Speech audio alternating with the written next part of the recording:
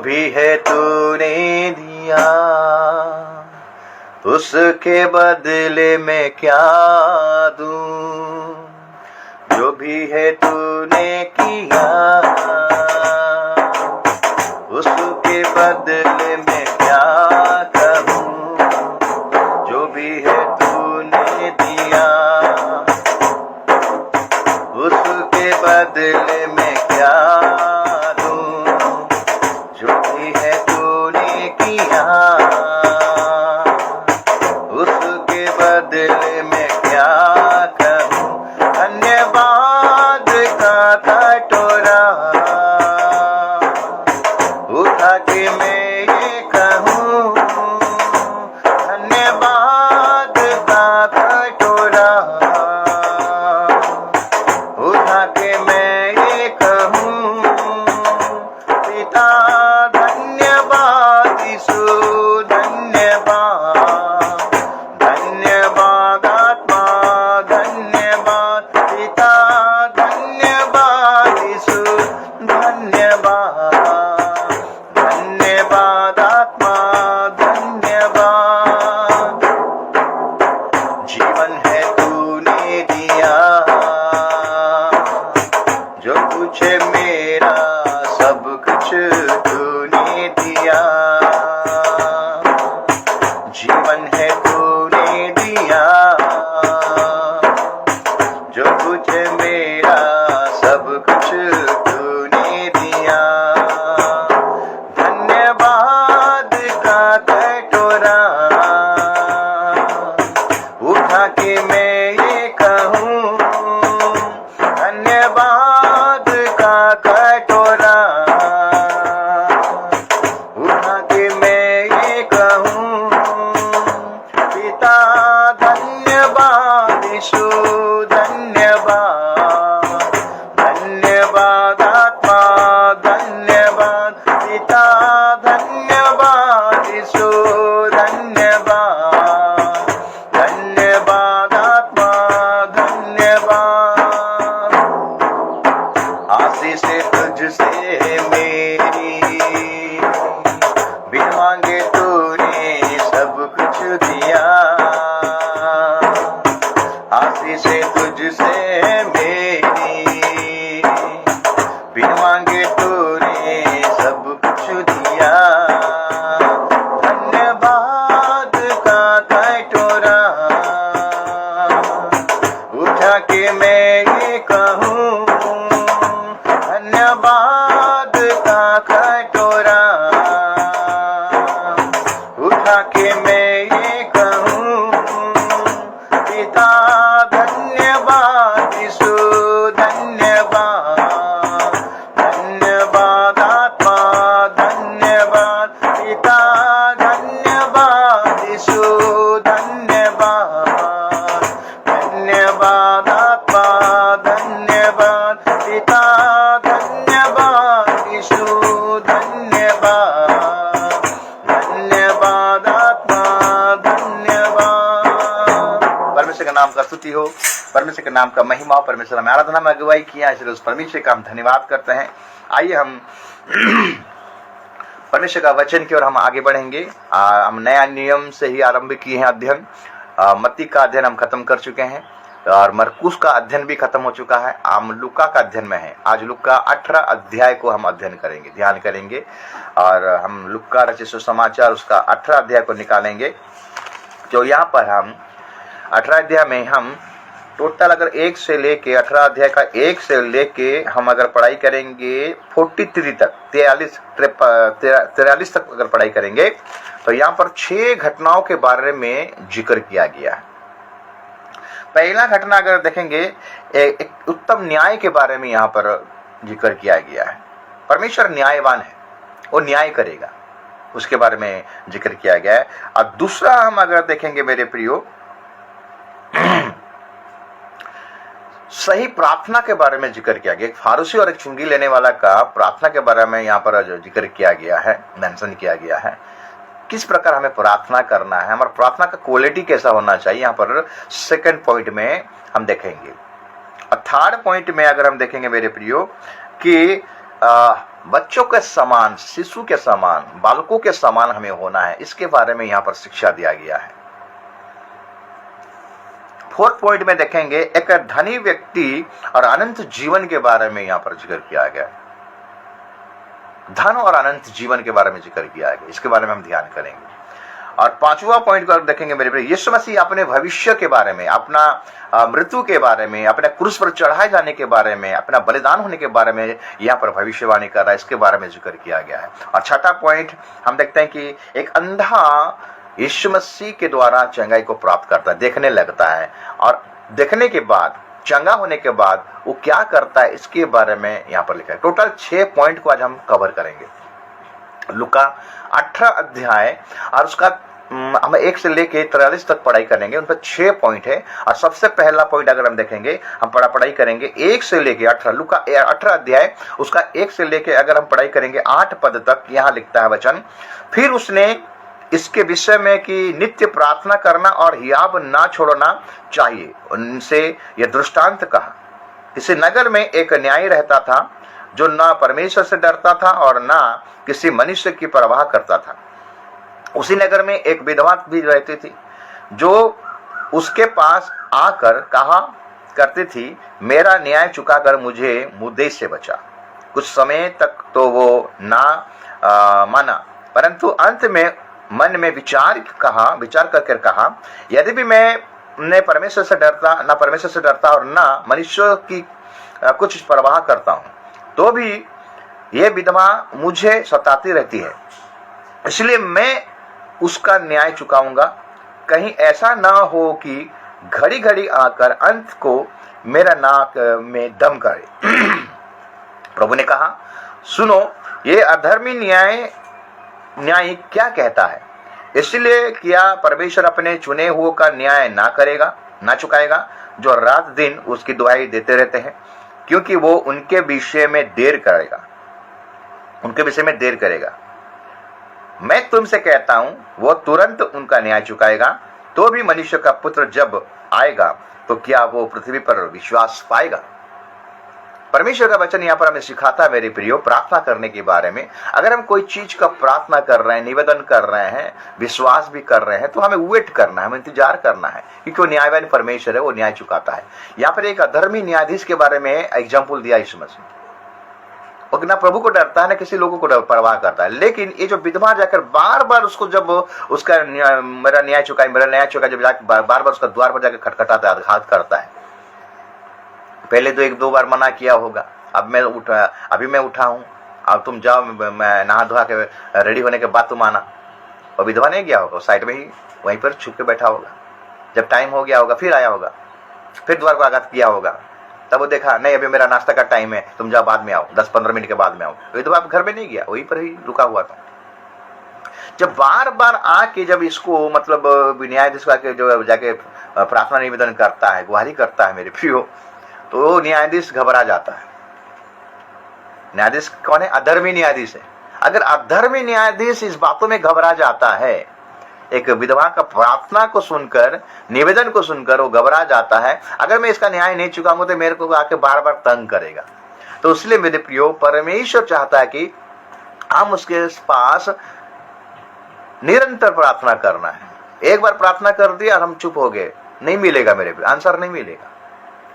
अगर आप प्रार्थना में कुछ मांगते हो तो विश्वास के साथ अटल रहिए, प्रार्थना में निरंतर प्रार्थना में लगे रहिए। प्रार्थना का एक क्वालिटी होना चाहिए मेरे प्रियो, आपका वेट होना चाहिए, विश्वास होना चाहिए, धीरज होना चाहिए, तब जाकर प्रार्थना का मैंने प्रार्थना किया करेगा, प्रभु सुनेगा।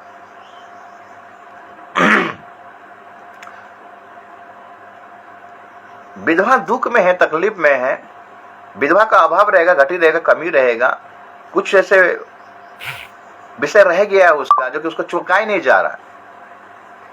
ये जाके बार बार मांगता है मेरे प्रिय। ये विधवा क्या है जानते? विधवा कलीसिया को दर्शाता है मेरे प्रिय।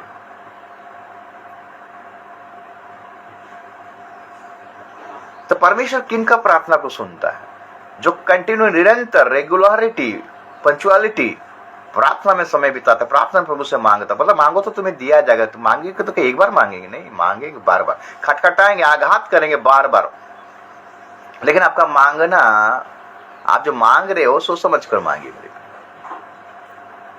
हम देखते हैं कॉर्नेलियस का प्रार्थना और उसका निवेदन, उसका भेंट प्रभु के पास पहुंच गया, क्योंकि वो धर्मी व्यक्ति था, बुराई से अलग रहने वाला व्यक्ति था, पूरा घराने समेत परमेश्वर को डरता था। प्रेरितों का काम 10 अध्याय को अगर पढ़ाई करेंगे, कॉर्नेलियस का प्रार्थना का जवाब मिला मेरे प्रिय। तो हम अगर बार बार मांगेंगे तो क्या प्रभु नहीं देगा? देगा। और लास्ट में कहता है 8 पद में कहता है, मैं तुमसे कहता हूं कि तुरंत उनका न्याय चुकाएगा। तो भी मनुष्य का पुत्र जब आएगा तो क्या वो पृथ्वी पर विश्वास पाएगा? मेरे प्रिय, परमेश्वर का कहने का मतलब, वचन का कहने का मतलब, यीशु मसीह का कहने का मतलब है, तुम जब मांग रहे तो विश्वास के साथ मांगो। अगर मांग रहे तो वेट करो, इंतजार करो, सही समय आएगा, प्रभु तुम्हारा न्याय को चुकाएगा। आप जितने भी आज ऑनलाइन में आप देख रहे हो मेरे प्रियो, आप जितने प्रभु से निवेदन करो, आपका कुछ भी प्रॉब्लम हुआ, कुछ भी समस्या, प्रार्थना में अपना समय को बिता प्रभु से मांग रहे हो, तो प्रभु आपको लज्जित नहीं करेगा, वो न्यायवान है, आपका न्याय को चुकाएगा। वेट कीजिए, इंतजार कीजिए, पवित्रता के साथ शोभायमान होकर दंडवत करो, बोलता है। प्रभु से निवेदन करो, प्रभु से प्रार्थना करो।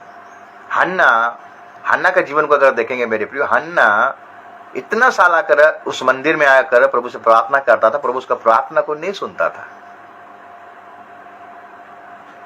लेकिन परमेश्वर एक दिन उसका प्रार्थना को सुना, क्योंकि उसने अपना प्रार्थना का क्वालिटी को चेंज किया था मेरे प्रियो। आज हमारे प्रार्थना का क्वालिटी को हम चेंज नहीं करते हैं, हमारे प्रार्थना का स्वभाव को हम चेंज नहीं कर पाते हैं, हमारे प्रार्थना में आज परिवर्तन दिखाई नहीं देता, हम एक ही प्रार्थना को रटे रहते हैं। वो प्रार्थना प्रभु नहीं सुनता है। हमें बार बार प्रभु के पास आना और हमारा क्वालिटी प्रार्थना में चेंज होना चाहिए मेरे प्रियो, तब जाकर प्रभु हमारा प्रार्थना को सुनेगा। और इसी प्रार्थना को संदर्भ लेकर हम देखते हैं एक विधवा का न्याय को चुका दिया गया है। इसी प्रार्थना को लेकर हम अगर 9 पद से हम अगर 14 पद तक पढ़ाई करेंगे, यहाँ पर 2 व्यक्तियों के प्रार्थना के बारे में लिखा गया। किसका प्रार्थना को ग्रहण किया गया, कैसे प्रार्थना को प्रभु ग्रहण करता है, कैसे क्वालिटी भरा प्रार्थना, प्रभु को जो प्रार्थना पसंद आता है वो प्रार्थना को प्रभु ग्रहण करता है, यहाँ पर लिखा गया है। अगर पढ़ाई करेंगे 9 पद से, लूका 18 अध्याय उसका 9 से लेकर 14 पद तक। हम पहला पॉइंट देखें, प्रभु न्यायवान है, वो कभी किसी का अन्याय नहीं करता, वो न्याय है, उसका न्याय करते हैं। सही समय में आने से आपका प्रार्थना को प्रभु सुनेगा। 9 पद से पढ़ाई करेंगे। उसने उनसे जो अपने ऊपर भरोसा रखते थे कि हम धर्मी हैं और दूसरों को तुच्छ जानते थे, ये दृष्टांत कहा। 2 मनुष्य मंदिर में प्रार्थना करने के लिए गए, एक फरीसी था और दूसरा चुंगी लेने वाला।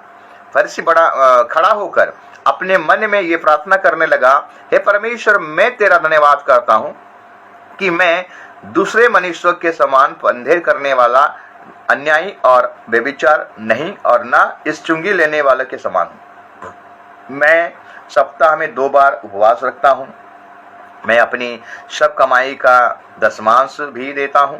परंतु चुंगी लेने वाले ने दूर खड़े होकर स्वर्ग की ओर आंखें उठाना भी ना चाहा, वरन अपनी छाती पीट पीट कर, हे परमेश्वर, मुझ पापी पर दया कर। मैं तुमसे कहता हूं कि वो दूसरा नहीं, परंतु यही मनुष्य धर्मी ठहराया जाकर अपने घर गया, क्योंकि जो कोई अपने आप को बड़ा बनाएगा वो छोटा किया जाएगा, और जो अपने आप को छोटा बनाएगा वो बड़ा किया जाएगा। तो यहाँ पर देखें मेरे प्रिय, फारसी जो आता है प्रार्थना करने के लिए, चुंगी लेने वाला भी आता है प्रार्थना करने के लिए, दोनों ही वहां पर खड़े हुए हैं। लेकिन फारसी कहाँ जाता है, मंदिर के पास जाकर वो पूरा सीना टांग कर प्रार्थना कर रहा है। वो क्या बोलता है 11 पद को अगर ध्यान से पढ़ाई करेंगे, फारसी का प्रार्थना क्या देखिए। फरीसी खड़ा होकर अपने मन में ये प्रार्थना करने लगा, हे परमेश्वर, मैं तेरा धन्यवाद करता हूं कि मैं दूसरे मनुष्य के समान अंधेर करने वाला, अन्यायी और व्यभिचारी नहीं, और ना इस चुंगी लेने वाले के समान हूं। पहला चीज है, ये दूसरे को दोष लगा रहा है। उसके बाद मैं बोलता है, मैं 10वांश देता हूं, मैं उपवास करता हूं, मैं अपनी कमाई का 10वांश देता हूं, मैं सप्ताह में 2 बार उपवास करता हूं, और लिखता है मैं इस चुंगी लेने वाले के समान नहीं हूं, ना इस चुंगी लेने वाले का समान हूं। मतलब वो अपने घमंड को दर्शाता है, अपने स्वयं पर निर्भरता को दर्शाता है। मेरे पे अगर आप स्वयं पर अपना निर्भरता कर रहे, धन पर आपका निर्भरता है, लोगों पर आपका निर्भरता है, घर संपत्ति बाड़ी पर आपका निर्भरता है, तो आपका प्रार्थना प्रभु कभी नहीं सुनेगा मेरे। लेकिन चुंगी लेने वाला क्या प्रार्थना कर रहा है? दूर में खड़ा होकर वो स्वर्ग की ओर भी नहीं देखा मेरे प्रियो, कि जानता है कि स्वर्ग में एक न्यायी बैठा हुआ है, परमेश्वर बैठा हुआ है, सब कुछ देखता है। वो सब कुछ क्या देखता है? आपका हार्ट को देखता है, आपके मन को देखता है। ये अपने मन में प्रार्थना कर रहा है। क्या प्रार्थना कर रहा है? मैं उसका तरह नहीं हूं, मैं ऐसा कहता, मैं वैसा कहता, मैंने अपने सारे हिसाब को जोड़ रहा है। वो प्रभु को धन्यवाद तो दिया, लेकिन परमेश्वर को धन्यवाद देकर बोला कि प्रभु तेरा द्वारा ही सब कुछ हुआ है, मैं कुछ भी नहीं हूं, ऐसा बोलना चाहिए था। लेकिन अपना प्रार्थना में मैं जोड़, मैं का मतलब जहां जाता ना मेरे प्रिय, वो घमंड। जैसे आज प्रकार आज अगर कलीसिया को देखेंगे, अरे मैंने तो खटिया ये चौकी दिया तो आज लोग बैठ रहे हैं। अरे मैंने तो फैन दिया तो आज लोग फैन का हवा खा रहे हैं। अरे मैंने तो पास्टर को ऐसा किया था, वैसा किया था, तो पास्टर आज ऐसा कर रहा है। मेरे प्रिय, अगर आपका जीवन में ऐसा घटना घट रहा है तो आपका प्रार्थना, आपका दान प्रभु ग्रहण नहीं करेगा। आपका जीवन में परमेश्वर के प्रति डर होना चाहिए, भय होना चाहिए, नम्रता होना चाहिए। आपका प्रार्थना का क्वालिटी में डर, भय और नम्रता होना चाहिए मेरे प्रिय। जैसे इस चुंगी लेने वाला यहां लिखता है ना, मैं तुमसे कहता हूं, 14 पद, लूका 18 अध्याय उसका 14 पद में क्या कहता है? मैं तुमसे कहता हूं कि वो दूसरी नहीं। यहां पर दूसरी क्यों आ गया मेरे प्रिय? तो पहले आया था प्रार्थना करने के लिए, वो पहले प्रार्थना किया। परंतु मैं क्योंकि जो कोई लिखता है, मैं तुमसे कहता हूं कि वो दूसरा नहीं, परंतु यही मनुष्य धर्मी ठहराया जाकर अपने घर गया। क्योंकि जो कोई अपने आप को बड़ा बनाएगा वो छोटा किया जाएगा, और जो अपने आप को छोटा बनाएगा वो बड़ा किया जाएगा। यहाँ पर यीशु मसीह क्या बोला? वो दूसरा नहीं, वो तो पहले प्रार्थना करने के लिए आया था, उसको दूसरा नाम क्यों दिया? मेरे प्रिय, जो अपने आप को पहला समझता रहेगा ना, वो पिछला हो जाएगा, मतलब दूसरा हो जाएगा। यीशु मसीह क्या बोला? वो दूसरा वाला नहीं। क्यों बोला है दूसरा वाला नहीं? क्योंकि पहले प्रार्थना करने के लिए आया था, वो अपने आप को धर्मी दिखा रहा था, अपने आप को पवित्र दिखा रहा था, अपने आप को बड़ाई कर रहा था। तो इसलिए बोला, वो दूसरा नहीं बोला, वो दूसरे नंबर पर आ गया। लेकिन पहले नंबर पर कौन आ गया? चुंगी लेने वाला। जो पहला है वो पिछला हो जाएगा, और जो पिछला है वो पहला हो जाएगा मेरे प्रिय। इसलिए वचन में लिखता गया, इस्राएल को पहले परमेश्वर का परिचय को पाए, लेकिन वो लोग को ठीक ढंग से परमेश्वर को जानने नहीं पाए, यीशु मसीह को पहचानने नहीं पाए, और वो पहला स्थान किसको मिल गया? अन्य जातियों को मिल गया मेरे प्रिय। उन्हीं के लिए आया था, इसराइलों के लिए आया था यीशु मसीह, यहूदी लोगों के लिए आया था, लेकिन वो लोगों ने यीशु मसीह को ग्रहण नहीं किए। लेकिन जो दूसरा नंबर में थे अन्य जाति, जो हम और आप हैं, हम ही लोगों ने यीशु मसीह को पा लिए। हम जो दूसरे नंबर में थे, हम पहले नंबर में आ गए। आदम पहला था मेरे प्रियो, यीशु मसीह दूसरा था, लेकिन यीशु मसीह क्या कर दिया? दूसरा नंबर को काटकर पहला स्थान में आ गया। इसलिए अपने आप को कभी घमंड मत कीजिए। आपका धन अगर है, घमंड मत कीजिए, प्रभु के अनुग्रह से आपको मिला है। आपको अगर नौकरी मिला है, आपको बिजनेस, आपको संपत्ति मिला है, घर बाड़ी मिला है, यह परमेश्वर का अनुग्रह है। तो परमेश्वर के पास अब आते हो मेरे पर धन्यवाद के साथ, स्तुति के साथ आप अपने को नम्र बनाइए, दिन बनाइए। प्रभु आपने हमें अनुग्रह किया, आपने हमें दया किया, आज अपने अनुग्रह किया, आज नौकरी मिला है, आपने हमें अनुग्रह किया, आज हमको घर मिला है, आपने अनुग्रह किया इतना बड़ा संपत्ति मिला है, आपने हमें अनुग्रह किया कि आज मेरा बाल बच्चे आगे बढ़ रहे हैं। लेकिन आजकल का प्रार्थना, हमने पैसा खर्चा किया, इतना पैसा खर्चा किया, 3 लाख 4 लाख 5 लाख देके हम डॉक्टर बनाया। मुबारक हो आपको, प्रभु बोलेगा मुबारक हो। मैंने ऐसा किया, हमने ऐसा किया। आज कलीसिया में ऐसा बड़े बड़े डिंग मारने वाले हैं मेरे प्रिय, जो अपने आप को धर्मी दिखाते हैं, लेकिन प्रभु के नजर में यह धर्मी नहीं है मेरे प्रिय। आपका प्रार्थना कभी नहीं सुनाया जाएगा। ये चुंगी लेने का तरह हमको होना पड़ेगा। हमें आंखें भी उठाना है, हमको नम्र बनना है मेरे प्रभु के सामने। दीन बनो, नम्र बनो। बोलता है जब तुम परमेश्वर के भवन में जाओ तो अपना चरण सावधान से गिराओ। तो यहाँ हम देखें दूसरा नंबर में कि हमारा प्रार्थना निवेदन किस प्रकार होना चाहिए। पहला पॉइंट में देखे कि हमारा परमेश्वर न्याय चुकाता है, एक विधवा का न्याय चुकाया गया। दूसरा पॉइंट में फारसी शादी के लोगों 2 प्रकार के लोग प्रार्थना करने जा रहे हैं, लेकिन एक प्रकार के लोग को प्रार्थना किया जाता है। जो पहला प्रार्थना किया वो 2 नंबर में आ गया, जो दूसरा प्रार्थना किया था वो 1 नंबर में आ गया। तो परमेश्वर ऐसे ही न्याय करता मेरे प्रियो। हम लोगों का नजर अलग है, परमेश्वर का नजर अलग है। हम लोगों का गति अलग है, परमेश्वर का गति अलग है। परमेश्वर का सोच, हमारा सोच में आकाश और पृथ्वी का अंतर है। इसलिए हमें परमेश्वर को भय करना है। 3 नंबर पॉइंट अगर देखेंगे मेरे प्रियो, हम पढ़ाई करेंगे 15 से 17। लिखता है, फिर लोग अपने बच्चों को भी उसके पास लाने लगे कि वो उन पर हाथ रखे, परंतु चेलों ने देखकर उन्हें डांटा। यीशु ने बच्चों को पास बुलाकर कहा, बालकों को मेरे पास आने दो और उन्हें मना ना करो, क्योंकि परमेश्वर का राज्य ऐसे ही का है। मैं तुमसे सच कहता हूं कि जो कोई परमेश्वर का राज्य को बालकों के समान ग्रहण ना करेगा, वो उसमें कभी प्रवेश करने ना पाएगा। परमेश्वर का राज्य को एक बालक के समान अगर आप ग्रहण नहीं करोगे तो आप उस राज्य में प्रवेश करने नहीं पाओगे। यहाँ पर चेले लोग कौन भीड़ो भीड़ चेले कौन है, यीशु मसीह है। तो लोग क्या करते हैं, अपने बच्चों को यीशु के पास लाते थे ताकि यीशु उन पर हाथ रख दे। यीशु मसीह ने जब चेले लोग को डांटे तब यीशु मसीह ने चेलों को डांटा, नहीं बालकों को मना मत करो, मेरे पास आने दो। और एग्जाम्पल दिया साथ ही साथ। यीशु मसीह जहां भी रहता है मेरे पर, वहां पर माहौल को देखता है और माहौल के अनुसार वो बात करता है। एग्जाम्पल देकर, दृष्टांत देकर बात करता है। ऐसे ही बालकों के समान जो मेरे पास आएगा, ऐसे ही बालक जो उनके राज्य, परमेश्वर का राज्य है। क्योंकि बालक सरल रहते हैं, पर उनका मन में कोई भी गिला शिकवा नहीं रहता है। तो आज हमें अपना चर्च में अपने बच्चों को लाना जरूरी है। वो दुष्टता करता रहे, वो गड़बड़ी करता रहे, लेकिन आपको उसको लाना पड़ेगा। लाएंगे तो वो सीखेगा। लेकिन माँ बाप क्या करते हैं, बच्चों लोग को उनको थोड़ा दुष्टता करते हैं और लाते नहीं, खुद भी गिरजा नहीं आते हैं, खुद भी चर्च नहीं आते हैं। ये दुखद वाला बात है मेरे वीडियो। परमेश्वर के पास लाइए, ताकि परमेश्वर के पास आप लाओगे तो परमेश्वर उनको टच करेगा, उनको स्पर्श करेगा, और परमेश्वर का स्पर्श से आपका बेटा का भविष्य बनेगा मेरे वीडियो। हन्ना ने अपना बेटा को, जो बेटा के बारे में बोला कि तू अगर परमेश्वर मुझे एक बेटा देगा तो इस बेटे को तेरे राज्य के लिए, तेरे इस भवन के लिए मैं दे दूंगा, तेरे सेविकाई के लिए मैं दे दूंगा। हन्ना ने अपना बेटा का दूध पिलाना छोड़ा। तो जब तक वो दूध पिला रहा है, वो हन्ना अपना बेटे को क्या करता था, परमेश्वर की उपस्थिति में उसको रखता था, परमेश्वर के बारे में बताता था। आज हमारा माँ लोगों का मेन कर्तव्य है, परमेश्वर के बारे में अपने बच्चों को बताइए मेरे प्रिय, उनको सुनाइए, उसको आप परमेश्वर का उपस्थिति को महसूस करने दीजिए, और चर्च को लाना मत भूलिएगा।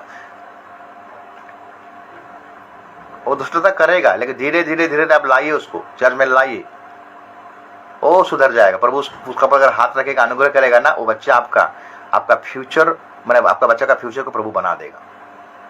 हम लेकिन लाते नहीं है, हम लाते नहीं है, हमको बहाना मिल जाता है, रे बच्चा बदमाश करता है, हम इसीलिए उसके लिए नहीं है। ऐसा नहीं है। परमेश्वर के पास उसको लाइए मेरे को, दुष्टता करे जो भी करे, आप बच्चे को परमेश्वर के भवन में लाइए, ताकि परमेश्वर का उपस्थिति, परमेश्वर का टच, परमेश्वर का स्पर्श वो बच्चे का जीवन में जब हो जाएगा मेरे प्रियो, आपका बच्चा बदल जाएगा। अगर आपका बच्चा का फ्यूचर को देखना चाहते हो मेरे प्रियो, तो आपका बच्चा को लाइए चर्च में, मना मत कीजिए, नेगलेक्ट मत कीजिए। तो यीशु मसीह ने यही बच्चों को मेरे पास आने दो बोला, और बोला कि यही बच्चों लोगों का स्वर्गराज है। तुम इनका जैसा मन रखोगे, बच्चों लोगों को देखेंगे मेरे प्रियो, जो बच्चे खेलते रहते हैं, एक बार झगड़ा हो जाता है, फिर से मिल जाते हैं, उनके मन में कोई ये नहीं रहता है, सरल मन रहता है। उनके मन में ना ईर्ष्या रहता है, ना डाह रहता है, ना गुस्सा रहता है। गुस्सा तो है, लेकिन फिर से लोगों मिल जाते हैं। तो आज का कलीसिया को अगर देखेंगे मेरे प्रियो, आज कलीसिया में वाद विवाद है, भाई विश्वासी के अंदर में, पास्टर विश्वासी के अंदर में वाद विवाद खाली दिखाई देता है। बच्चों का मन तो नहीं दिखाई देता है। सब तो बोलते हैं मैं, सब बोलते हैं कि मैं सियाना हूं। कोई सियाना नहीं, जब तक आप बालक नहीं बनोगे, नम्र नहीं बनोगे, दिन नहीं बनोगे, आप उस राज्य में प्रवेश करने नहीं पाओगे। ये हम देखें मेरे प्रियो, तीसरा नंबर पॉइंट। चौथा नंबर पॉइंट हम देखेंगे मेरे प्रियो, पढ़ाई करेंगे 18 से लेके 30 पद तक। लिखता है, किसी सरदार ने उससे पूछा, हे उत्तम गुरु, अनंत जीवन का अधिकारी होने के लिए मैं क्या करूं? इसने उससे कहा, तू मुझे उत्तम क्यों कहता है? कोई उत्तम नहीं, केवल एक अर्थात परमेश्वर। तू आज्ञाओं को तो जानता है, व्यभिचार ना करना, हत्या ना करना, और चोरी ना करना, झूठी गवाही ना देना, अपने पिता और अपने माता का आदर करना। उसने कहा, मैं तो इन सब को लड़कपन ही से मानता आया हूं। ये सुन यीशु ने उससे कहा, तुझ में अब भी एक बात की घटी है, अपना सब कुछ बेचकर कंगालों को बांट दे और तुझे स्वर्ग में धन मिलेगा, और आकर मेरे पीछे हो ले। वो ये सुनकर बहुत उदास हुआ क्योंकि वो बड़ा धनी था।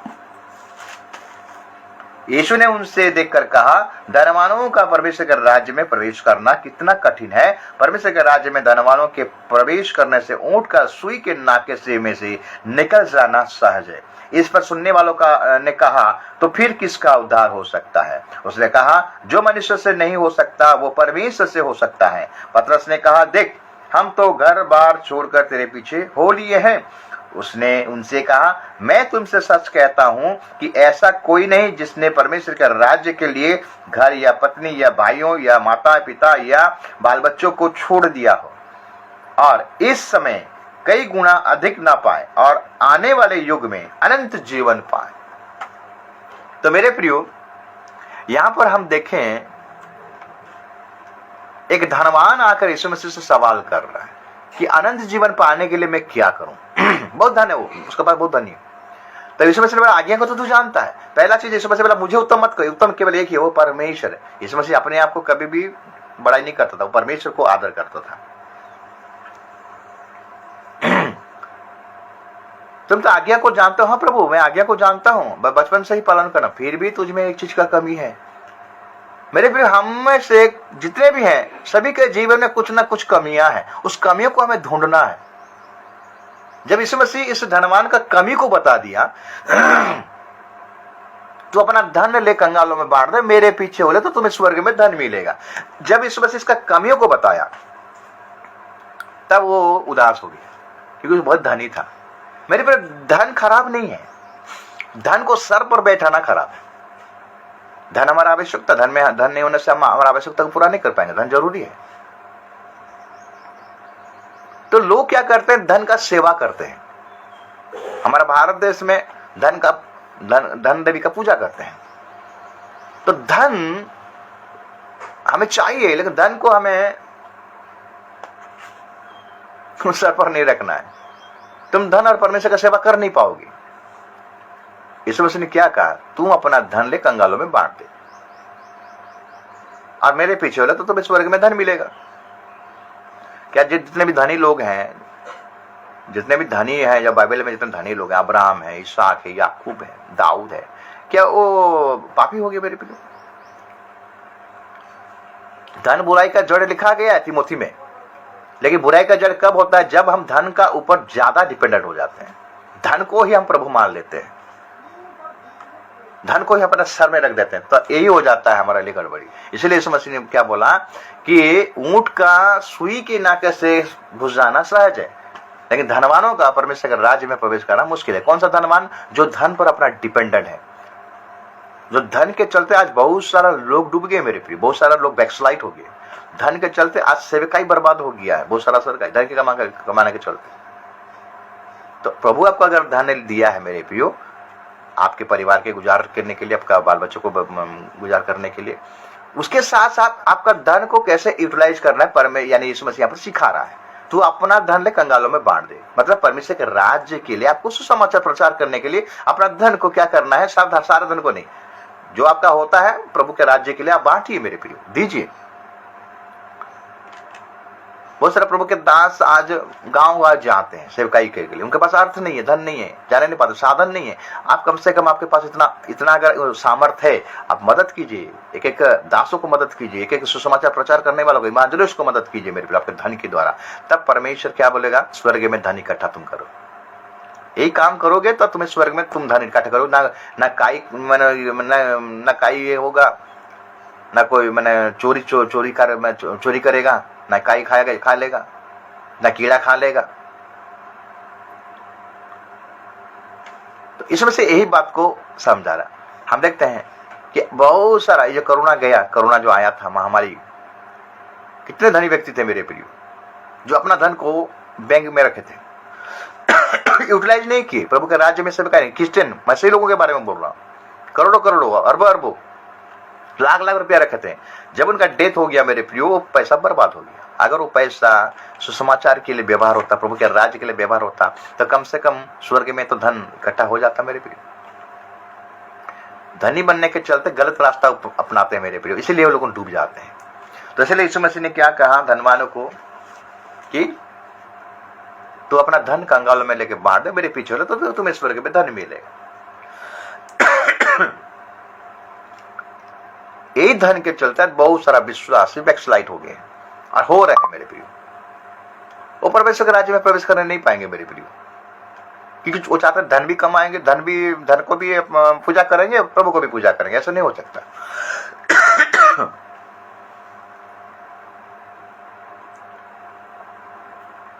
जक्कई को देखिए मेरे पे, जक्कई एक धनवान व्यक्ति था, चुंगी लेने वाला, अधिक टैक्स कलेक्टर था, धन जमा करके इतना धनी हो गया था मेरे पे, लोग उसको पापी कहने लगे। और वही एरियो में यीशु मसीह प्रवेश किए। लूका अध्याय 19 कल अध्याय 19 को जमा मनन करेंगे, ध्यान करेंगे तो आपको पता चलेगा।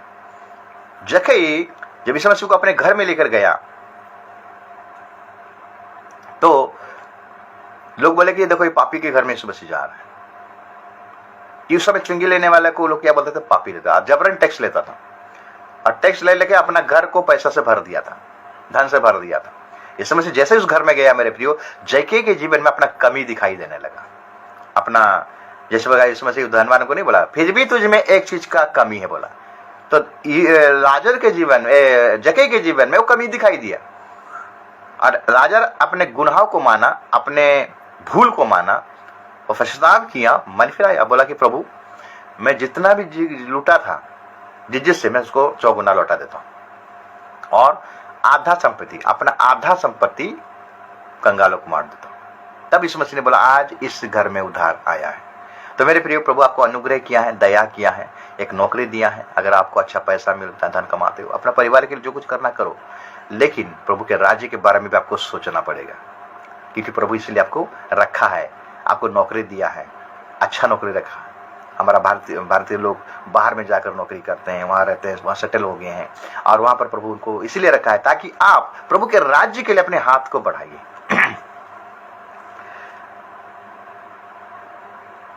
तो जाने से पहले, इस दुनिया से जाने से पहले स्वर्ग में धन इकट्ठा कीजिए मेरे प्रियो, यही प्रभु चाहता है। अगर हम अपने लिए खर्च कर देंगे मेरे प्रियो, तो न्याय के समय में प्रभु न्याय करेगा। मैंने तो तुम्हें नौकरी दिया था, मैंने तो तुमको दुनिया में भेजा था, अच्छा पोस्ट में दिया था, अच्छा पैसा तो कमाता था, लेकिन तू परमेश्वर के राज्य के बारे में चिंता नहीं किया, तो हाथ भी नहीं बढ़ाया, तो समय आपको क्या प्रतिफल मिलेगा और आंसर क्या रहेगा मेरे प्रियो? आप खुद अपने हृदय को झांकिए और पूछिए। आज हम नौकरी करते हैं, अच्छा नौकरी, 40,000, 50,000, 60,000, कोई 1 लाख रुपया पेमेंट पाता है। क्या उस पैसे को आप प्रभु के राज्य के लिए, कुछ पैसे प्रभु के राज्य के लिए आप डोनेट कर रहे हो क्या? आप हेल्प कर रहे हो क्या? अगर आप नहीं कर रहे हो मेरे प्रियो, तो यीशु मसीह क्या बोलेगा जानते हैं? आपको क्या बोलता है? आप में कुछ चीज का, एक चीज का घटी है, सभी में कुछ ना कुछ घटी है, कुछ ना कुछ कमी है। उस कमियों को जानिए मेरे प्रियो। क्या होता है, हम अपने कमी को जानते हैं, अपना घटी को जानते हैं, फिर भी हम प्रोग्रेस रिपोर्ट नहीं देते हैं, हम आगे बढ़ने नहीं पाते हैं। इसलिए आज हमारा जीवन में ये समस्या दिखाई देता है। सब कुछ है हमारा पास, हमारा घर परिवर्तन हो गया, हमारा जीवन परिवर्तन हो गया, हमारा ड्रेस परिवर्तन हो गया, घर परिवर्तन हो गया, हमारा घर का सजावट परिवर्तन हो गया, नौकरी का भी हमारा क्या हो गया, प्रमोशन हो गया है, गाड़ी हो गया, कार हो गया, सब कुछ परिवर्तन हो गया, सांसारिक हर एक बातों का परिवर्तन हो गया, लेकिन हमारा आत्मा का परिवर्तन हुआ है क्या मेरे प्रियो? हमारा मन क्या परिवर्तन हुआ है? हमारा क्या जीवन परिवर्तन हुआ है क्या? तो मैं यही आपसे बोलना चाहता हूँ, छोटे से दास होने के नाते, प्रभु के राज्य के लिए अपने हाथ को बढ़ाइए मेरे प्रियो। हाथ को ऐसा मत कीजिए, ऐसे कीजिए। आप देने वाले बनिए, लेने वाले मत बनिए मेरे प्रियो, स्वार्थी मत बनिए। तब प्रभु बोलेगा हाँ आज इस घर में उद्धार आया है और ये एक अब्राहम का संतान है। यही बात बोला, 4 गुना लौटा दिया और आधा संपत्ति कंगाल को बांट दिया, इसलिए इस मसीह पर उद्धार आया है। उसके बाद हम 31 से लेके 34 तक पढ़ाई करेंगे। लूका 18 अध्याय 31 से लेके 34।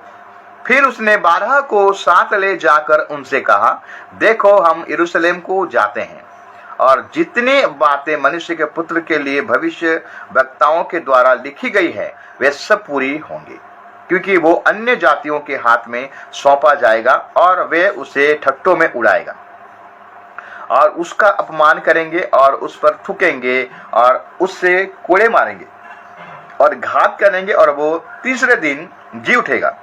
पर उन्होंने इस बात में से कोई बात ना समझी और ये बात उनसे छिपी रही और जो कहा गया था वो उनकी समझ में न आया।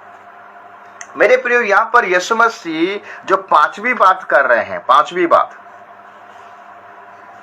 अपने विषय में भविष्यवाणी कर रहे हैं। क्या भविष्यवाणी कर रहे हैं? कि मनुष्य का पुत्र पकड़वाया जाएगा, दुख उठाएगा, क्रूस उठाएगा, उसको मारा जाएगा, थूका जाएगा। तो ये चेले लोग उनका समझ में नहीं आ रहा। क्यों नहीं आ रहा जानते हैं? क्योंकि चेले लोग बोलते हैं कि प्रभु आपके साथ ऐसे कैसे हो सकता है? ऐसा नहीं हो सकता। आप प्रभु हैं, आप परमेश्वर हैं, आप तो सब कुछ कर पाते हैं, ये कैसे हो सकता है? तो आज का विश्वासी भी का दशा यही है मेरे प्रियो। सोच रहे हैं कि हमारा जीवन में दुख नहीं आएगा, तकलीफ नहीं आएगा, कष्ट नहीं आएगा। मेरे प्रियो, ठहर जाइए। बड़ा सा दुख, बड़ा सा क्लेश आने वाला है। लोग आपको क्लेश देंगे, लोग आपको दुख देंगे। जो उस क्लेश को फेस करेगा, जो क्लेश जो दुख उठाएगा, जो क्रूस उठाएगा मेरे प्रियो, वही पार होगा। आज बहुत सारे लोग पीछे हो जाएंगे, बहुत सारा मसीह लोग पीछे हो जाएंगे। तो चेले लोग इस बात को समझ नहीं पाते क्योंकि लोग कंफर्ट जोन में है। दुख उठाना, हम क्यों दुख उठाएंगे? अरे हमको आशीष मिलना चाहिए, हम खुश में रहेंगे। मेरे प्रियो, मसीह जीवन क्रूस उठाने का जीवन है। मसीह जीवन दुखों का जीवन है, सुखों का जीवन नहीं। आपको दुख में दुख उठाना ही पड़ेगा। आप मसीह अगर हो, आपको परीक्षा में गुजरना पड़ेगा। यीशु मसीह को गुजरना पड़ा परीक्षा में, 12 चेलों को भी गुजरना पड़ा।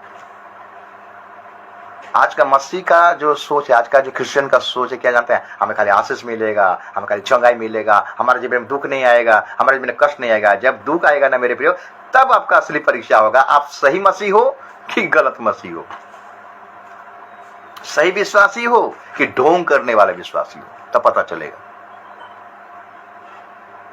इसलिए यीशु मसीह अपने विषय में भविष्यवाणी किया कि मनुष्य का पुत्र पकड़वा जाएगा, उसको दुख उठाना पड़ेगा। यीशु मसीह वो दुख उठाने के करीब करीब जा रहे हैं, लेकिन चेले लोगों को समझ में नहीं आ रहा। चेले लोग समझ के साथ में मिराकल देख रहे हैं, रोटी खा रहे हैं। इनको खाली चमत्कार, आशीष है, खाना पीना, इसके बारे में खाली चेले लोगों का ध्यान कर रहा है। हमारा साथ हमारा गुरु है, क्या टेंशन है? लेकिन गुरु उनको छोड़ के जाने वाला उनको पता नहीं। गुरु उनको क्यों चुना है, क्यों उनको चुना है, क्यों उनको नियुक्त किया है, ये लोगों ने अभी इनके जीवन दिमाग में नहीं आया। दिमाग में कब आया? जब पेंटिकोस्ट कल दिन, जब यीशु मसीह चले गए, तीसरे दिन जी उठे, उसके बाद 40 दिन रहे, अपने चेलों को शिक्षा दिए, चले गए।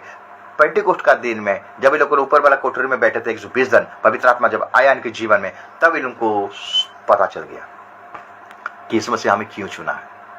जब तक पवित्र आत्मा आएगा सामर्थ पाओगे, और सामर्थ जब तक तुम नहीं पाओ तो यरूशलेम में रहो। आज इसीलिए मेरे प्रियो, बिना सामर्थ्य के, बिना पावर के लोग सेवकाई में निकल पड़ते हैं। इसीलिए उन लोगों को ठोकर का कारण बन जाते हैं। वो लोग क्या हो जाते हैं? गिर जाते हैं। साहस नहीं आता, ढाढ़स नहीं आता। कब आएगा? जब पवित्र आत्मा पाओगे तब आएगा साहस मेरे प्रियो। पवित्र आत्मा आपके जीवन में है, लेकिन आप उसको ऑपरेट करने नहीं पाते हो, चल नहीं पाते हो। आज बहुत सारा मसीह, जब दुख आएगा ना, अभी आने वाला है, अभी भारत में बड़ा सा संकट आने वाला है, क्लेश आने वाला है। मणिपुर का घटना को तो पता है मेरे प्रिय, कितना दुख आया, कितना तकलीफ आया, कितने लोगों को मारे, कितना घर बाड़ी चला गया, धन संपत्ति लूटने वाले हैं मेरे, वैसा नौबत आने वाला है। इसलिए जागते रहो और प्रार्थना में लगे रहो मेरे प्रियो। क्लेश अगर, दुख को अगर हम नहीं सहोगे तो आप क्रूस को नहीं उठा रहे हो मेरे प्रियो। इस मसीह ने बोला, जो मेरा क्रूस को नहीं उठाएगा और नहीं चलेगा, वो मेरा चेला नहीं ठहरेगा। जो हल पर हाथ देकर पीछे मुड़कर देखता है, वो मेरा चेला नहीं है, वो परमेश्वर के राज्य के योग्य नहीं है। चेले लोगों को समझ में नहीं आता। इस मसीह अपनी मृत्यु के बारे में यहाँ पर भविष्यवाणी कर रहा है। आप देखते हैं बाद में चेले लोगों को छोड़ के भी चले गए। फिर प्रभु उनके पास फिर गया, उनको दिखा दिया जी उठने के बाद, उनको याद दिलाया, मैं तुमको क्यों चुना हूं। उनको याद आ गया। जब पवित्र आत्मा आया उनके जीवन में मेरे प्रिय लोगों ने, फिर दुनिया को उथल पुथल कर दिया। उसके बाद 35 से लेके हम पढ़ाई करेंगे 43 तक। ये 6 नंबर पॉइंट है। लिखता है, जब वो यरीहो के निकट पहुंचा तो एक अंधा सड़क के किनारे बैठा हुआ भीख मांग रहा था। वो भीड़ के चलने की आहट सुनकर पूछने लगा, ये क्या हो रहा है? उन्होंने उससे बताया, यीशु नासरी जा रहा है। तब उसने पुकार कर कहा, हे यीशु दाऊद की संतान, मुझ पर दया कर। जो आगे आगे जा रहे थे वे उसे डांट लगे कि चुप रहे, परंतु वो और भी चिल्लाने लगा, हे दाऊद के संतान, मुझ पर दया कर। तब यीशु ने खड़े होकर आज्ञा दी कि उसे मेरे पास लाओ, और जब वो निकट आया तो उसने उससे पूछा, तो क्या चाहता कि मैं तेरे भी लिए करूं? उसने कहा, हे प्रभु, ये कि मैं देखने लगूं। यीशु ने उससे कहा, देखने लग, तेरे विश्वास ने तुझे अच्छा कर दिया है। तब वो तुरंत देखने लगा और परमेश्वर की बड़ाई करता हुआ उसके पीछे हो लिया, और सब लोग ने देखकर परमेश्वर की स्तुति की।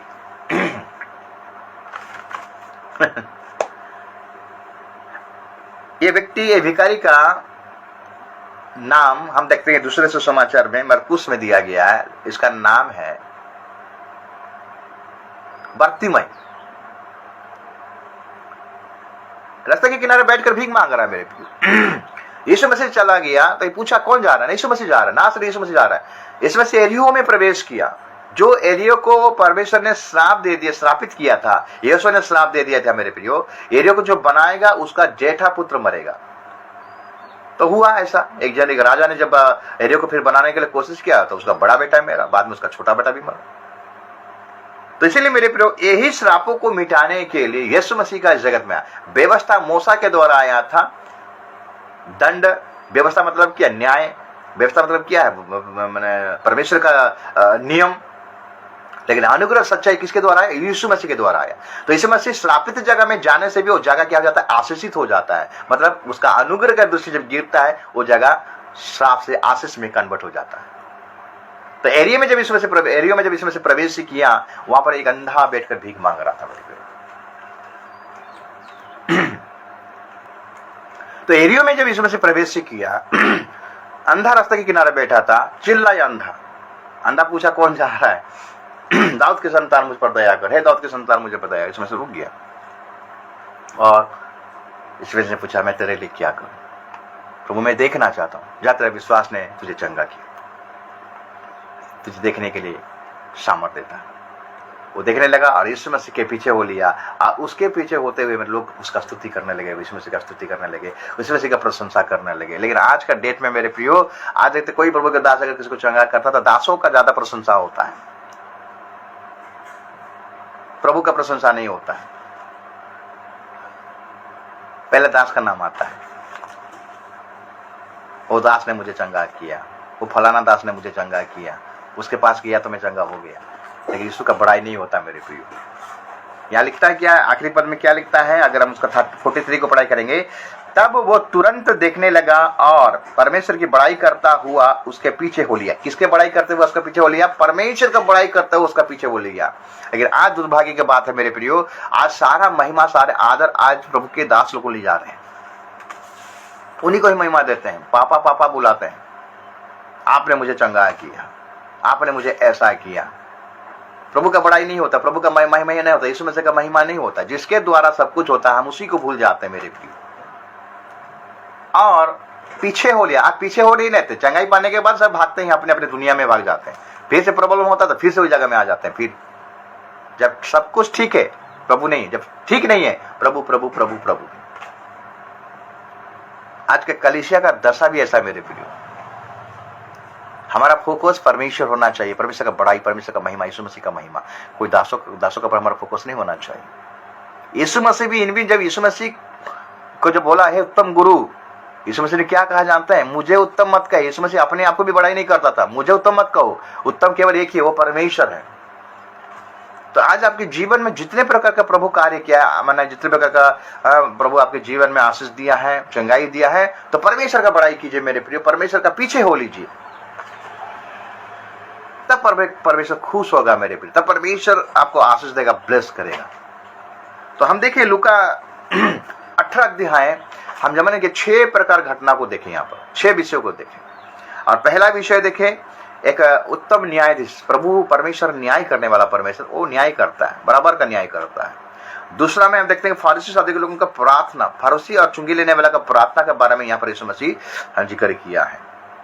हमारा प्रार्थना का क्वालिटी कैसा होना चाहिए, प्रार्थना का शैली कैसा होना चाहिए, प्रार्थना का जीवन कैसा होना चाहिए, किस प्रकार हमें प्रार्थना करना है। यहाँ पर दो व्यक्ति का प्रार्थना के द्वारा हमें पता चलता है कौन सा प्रार्थना को प्रभु ग्रहण करता है और कौन सा प्रार्थना को प्रभु रिजेक्ट करता है, इसके बारे में हमें पता चला। अब तीसरा पॉइंट हम देखें कि बालकों के समान अगर हम होंगे तो हम उस राज्य में प्रवेश करने पाएंगे, यानी परमेश्वर के राज्य में प्रवेश करने पाएंगे। हमारा जीवन नम्रता, दीनता होना चाहिए, संयम होना चाहिए। और देखते हैं चौथा पॉइंट है धनी व्यक्ति और अनंत जीवन के बारे में। यहाँ पर धनी व्यक्ति आया था यीशु मसीह के पास अनंत जीवन पाने के लिए, लेकिन वो अपना धन के चलते अपना मुंह को सुखा कर चला गया, उसका धन अरोड़ा बन गया उस राज्य में प्रवेश करने के लिए। इसलिए यीशु मसीह ने बोला धनवानों का स्वर्ग राज्य में प्रवेश करना बड़ा कठिन है। कौन सा धनवान? जो धन पर अपना डिपेंड करते हैं, धन को गुरु मान लिए, धन को प्रभु मान लिए, धन को देवता मान लिए, सोएंगे धन, उठने से धन, जाते से धन, जहां भी जाएंगे धन धन धन धन। और पहला स्थान जो प्रभु जो धन को देगा मेरे प्रियो, वो उस राज्य में जाने नहीं पाएगा, अनंत जीवन उसका नहीं है। और हम उसके बाद हम देखते हैं पांचवा पॉइंट, यीशु मसीह अपने भविष्य, अपने मृत्यु के बारे में, जो उसको दुख उठाना है, जो क्लेश उठाना है फारसी शादी के द्वारा, जो याजकों के द्वारा, गुरुओं के द्वारा, हम देखते हैं कि वही बात को यहाँ पर यीशु मसीह भविष्यवाणी कर रहा है। चलो लोगों का समझ में नहीं आता, क्योंकि चलो लोगों अभी तक कंफर्ट जोन में है, उनको पता नहीं है कि दुख उठाना भी है, कष्ट उठाना भी। आज भी बहुत सारे विश्वासियों को ये भी पता नहीं है कि हमें दुख उठाना है, क्लेश से जाना है। उनको हमेशा यही टीचिंग दिया जा रहा है कि तुम प्रभु में आओगे तो तुम्हें ये मिल जाएगा, तुम्हें आशीष मिल जाएगा, तुम्हें चंगाई मिल जाएगा, तुम्हें सब कुछ मिल जाएगा, लेकिन ये नहीं बताते हैं कि तुमको दुख भी उठाना पड़ेगा। इसलिए आज बहुत सारा कलीसिया प्रिपरेशन के बारे में चिंता नहीं कर रहे हैं, खाली भविष्य के बारे में चिंता करें, कैसे घर बनेगा, कैसे नौकरी मिलेगा। अरे यीशु मसीह आने वाला है मेरे प्रिय, अति शीघ्र आने वाला है, उसके बारे में चिंता कीजिए। जो कुछ आप कमाए हो, जो कुछ आप कर रहे हो मेरे, सब कुछ छोड़ के जाना पड़ेगा। उससे पहले, जाने से पहले आपको क्लेशों से ही गुजरना पड़ेगा, तब जाके ये मौका आपको मिलेगा, रैप्चर का मौका मिलेगा। और छठा पॉइंट हम देखते हैं कि एक अंधा को प्रभु यीशु मसीह चंगा कर रहा है, और अंधा का क्वालिटी को यहाँ पर यीशु मसीह बता रहा है। वो अंधा जैसे ही तुरंत चंगा हो गया तो तुरंत प्रभु के पीछे हो लिया, वो अपने घर में नहीं गया।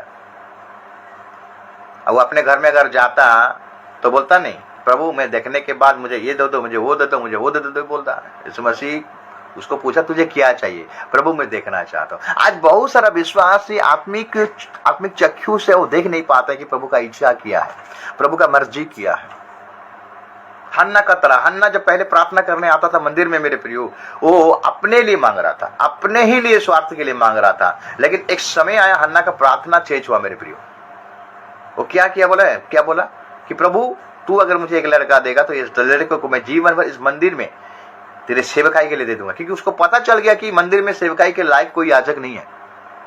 तो आज भी हमें हमारा आत्मिक चक्र को खोलना पड़ेगा मेरे प्रियो। अगर प्रभु आपको दुनिया में भेजा है तो अपना आत्मिक चक्र को खोलिए कि प्रभु के राज्य के लिए मुझे इस्तेमाल होना है। मैं अगर नहीं आ पाता किसी में दूसरे को भेजूं अपने धन के द्वारा, अपने सामर्थ्य के द्वारा। तो अंधा ने तुरंत प्रभु के पीछे हो लिया और उसका बड़ाई करने लगा, परमेश्वर की बड़ाई करने लगा। लोग ये बात को देखकर प्रभु का स्तुति करने लगे। लेकिन आज दुर्भाग्य की बात है मेरे प्रियो, आज प्रभु का स्तुति कम होता है, दासों का स्तुति ज्यादा होता है, दासों का आदर ज्यादा होता है। ये बहुत बड़ा विडंबना का बात है। फलाना जगह में गए थे, बाप रे इतना सामर्थ्य पास्टर, उनके हाथ रखने से, उनके प्रार्थना करने से मैं चंगे को पा लिया हूँ। लेकिन प्रभु का धन्यवाद नहीं, प्रभु का नाम नहीं, प्रभु का बड़ाई नहीं मेरे प्रियो। इसी चलते आज देखते हैं कि आज बहुत सारा लोग भरमाए गए हैं। प्रभु यीशु मसीह ने कहा कोई तुम्हें भरमाने ना पाए, सावधान रहो। प्रभु का इच्छा क्या है ये तुम्हें अनुभव से मालूम करो। ये 6 घटना को हम देखें लूका 18 अध्याय में। प्रभु इस घटना के द्वारा, इस वचन के द्वारा आप सबको आशीष करे, अनुग्रह करे, दया करे और कृपा करे। आमीन।